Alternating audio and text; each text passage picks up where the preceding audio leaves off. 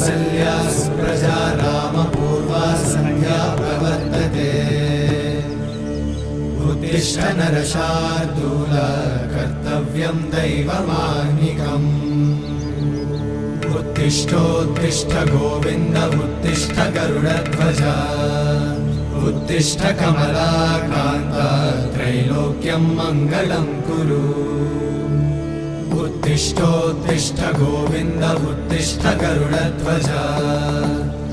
उत्तिष्ठ कमलाकान्त त्रैलोक्यं मङ्गलं कुरु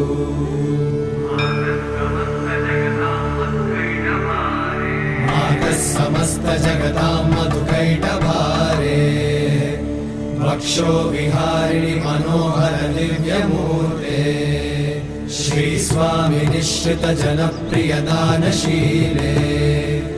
श्रीवेङ्कटेश दयिते तव सुप्रभातम् तव सुप्रभातमरविन्दलोचने भवतु प्रसन्नमुखचन्द्रमण्डले